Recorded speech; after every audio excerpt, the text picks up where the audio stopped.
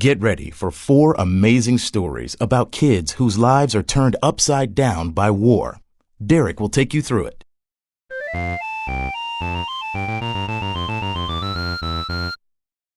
Hi, I'm Derek, and I'm here to take you through 4 videos about a very serious topic: young people who are affected by war.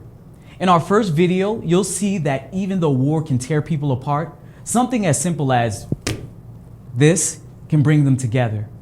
The kids you're about to meet had to flee from their own countries to escape violence and terror, but they found new hope on a soccer field in the United States. What is it about playing sports that brings people together? Let's find out.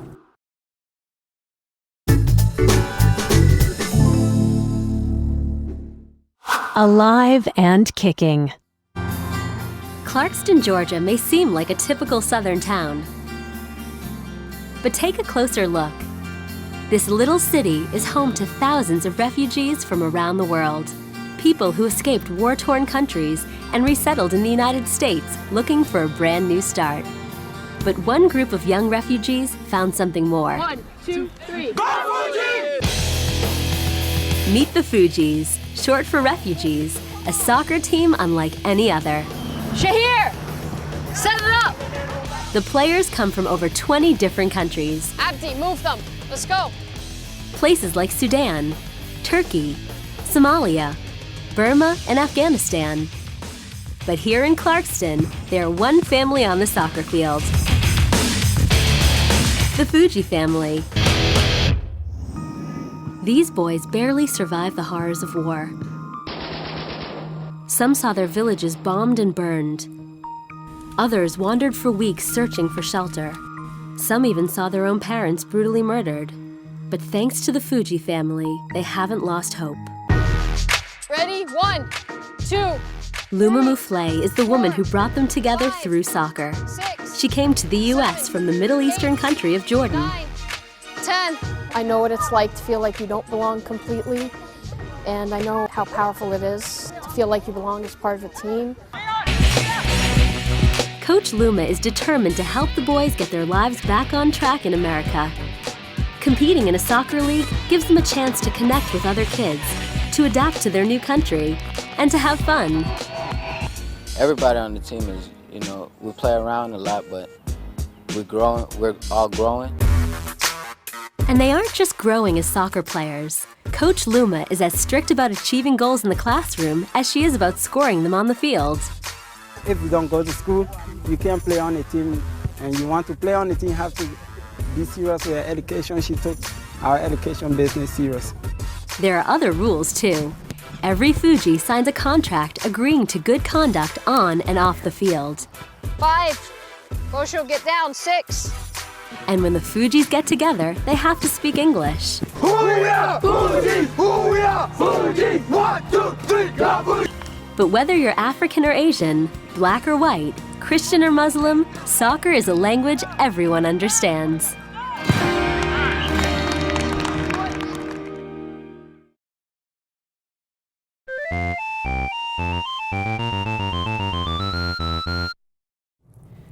Imagine if you had to leave your family, your friends, and all of your stuff and start a whole new life in a new country. Could you do it? That was a decision millions of people faced during World War II. Hitler was invading Europe and many groups were trying to escape any way they could. As you'll see in this video, some families had to send their children away in order to save them. How would your family cope with a situation like that? Think about it and watch.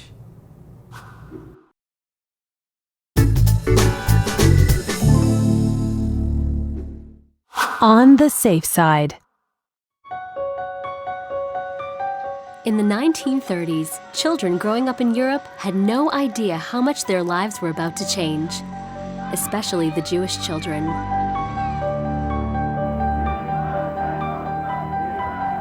The German dictator, Adolf Hitler, had a brutal plan to take over Europe and to eliminate the Jews.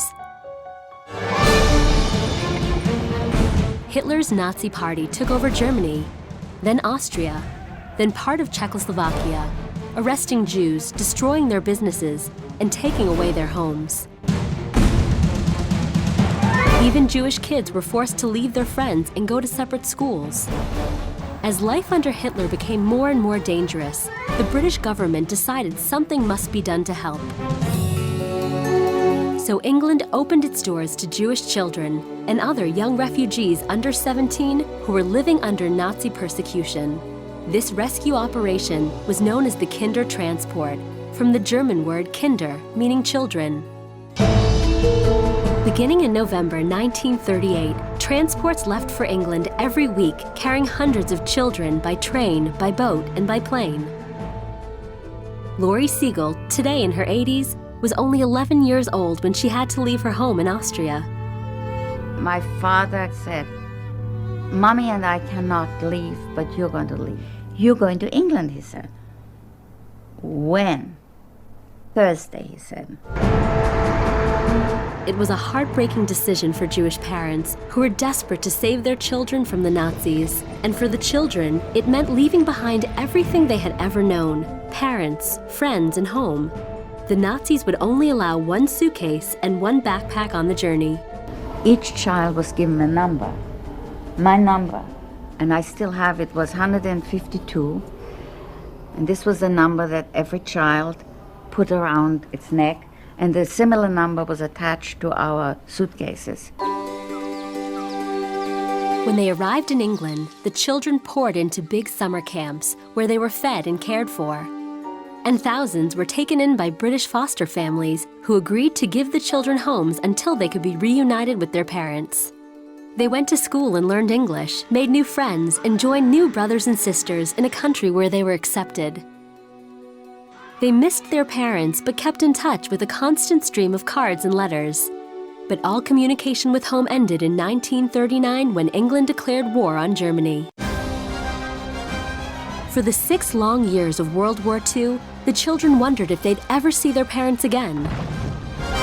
Lori Siegel was reunited with her mother and father in England, but most of the others weren't so lucky. Their parents did not survive the war. They were killed in Hitler's brutal concentration camps along with millions of other Jews, a tragic event known as the Holocaust. But 10,000 children and teenagers were rescued by the Kindertransport thanks to the courage of their parents, who saved them from certain death, and to the kindness of many strangers.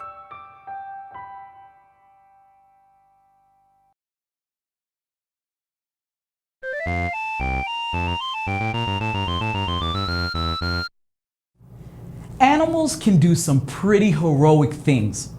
Rescue dogs can find people buried by an earthquake or an avalanche. And what about the cat who dialed 911? Okay, I have to check on that. But rats to the rescue. Believe it or not, rats are actually saving lives by sniffing out buried explosives in war zones all around the world. All it takes is a little bit of training and a very tiny leash.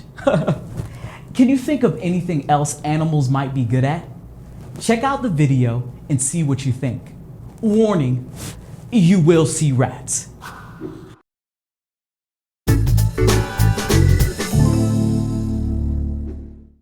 Rats to the rescue. Rats. They're repulsive, they're dirty, and they're just plain gross. Unless, of course, they're hero rats. The hero rats are no ordinary rodents. These special rats are trained to sniff out one of the world's deadliest problems: landmines. Landmines are explosives that are hidden in the ground in war zones all over the world. Stepping on a landmine triggers the explosion, killing, crippling, or maiming the victim. Landmines stay buried and continue to do their deadly work long after a war is over, claiming about 10,000 innocent victims a year, a third of them kids. But finding and removing landmines, or demining, is dangerous work. Bart Wegens, a product designer, was searching for solutions to this problem. And that's when he turned to rats. Rats are so lightweight they don't set off a landmine, and they have a sense of smell that is off the charts. Also, Bart loves rats. I've always felt a very strong bonding with rodents. I had a passion for rodents. Bart set up a research lab in Africa and collected hundreds of African giant pouch rats.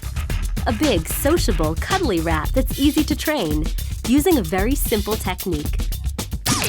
One of these compartments contains the scent of an explosive.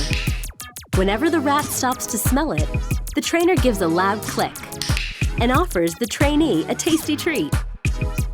After a year of training and thousands of clicks and treats, the rat learns to sniff out explosives with lightning speed, scratching to mark the spot. Slap on some sunscreen and strap on a harness, and this rat is good to go on a real assignment.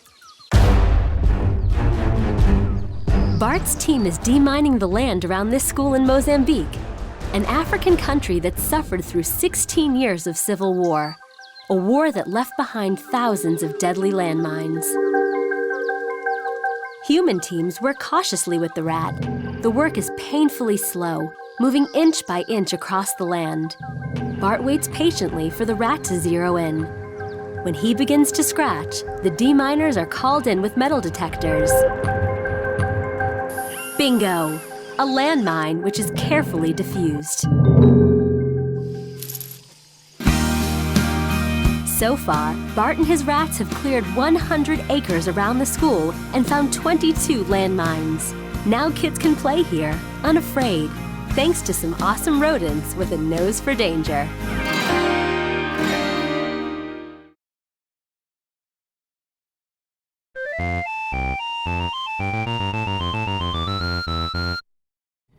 You may have heard about the country of Afghanistan in the news.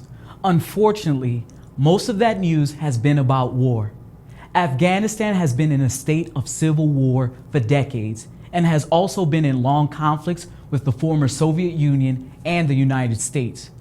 All these years of war have been especially hard on kids who grow up with too much violence and not enough fun.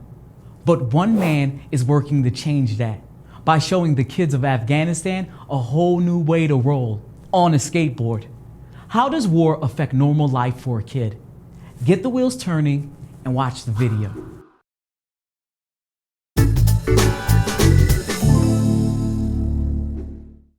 Ready to roll. Afghanistan. This country in Central Asia has been pummeled by civil wars and invasions for the last 30 years. The capital city of Kabul has been torn apart by violence and poverty. There's no real place for kids to play, and many are too busy working to have any fun at all. But that began to change when a mysterious stranger rolled into town and drew crowds of kids who had never seen anything like him or his wheels. Have you skated before? No. He never skateboarded before. That stranger was Oliver Perkovich, an Australian who was just here for a visit, until the kids of Kabul gave him a reason to stay. Most of them had never seen a skateboard before, or even played a sport, and Oliver wanted to change that. All of the kids that are on the street virtually have no time for any sort of recreation whatsoever because they're working the whole time from a really early age. So Oliver spent a year raising the money to start Skatistan, Kabul's first skateboarding school. Several times a week, he shows up with skateboards and gear, and kids from all over the city flock to their skateboard park in the center of town. It's just an old concrete fountain with a lot of cracks, but that doesn't stop anyone from riding in style. Even though there aren't enough helmets and boards for everyone yet, all kids are welcome and the lessons are free. But it takes more than skill and practice to ride at Skatistan. It also takes courage. Some kids have strict religious parents who don't think girls and boys should hang out together. Others get in trouble from their families for mixing with poor and homeless kids. And for everyone here, the threat of violence is never far away. Recently, a car bomb exploded only about 50 feet from the skating park. Luckily, no kids were hurt. So why do these kids keep on skating? skate. We skate because we want to lose our fear and to get courage and to be healthy. And to keep hope alive until Kabul gets back on its feet.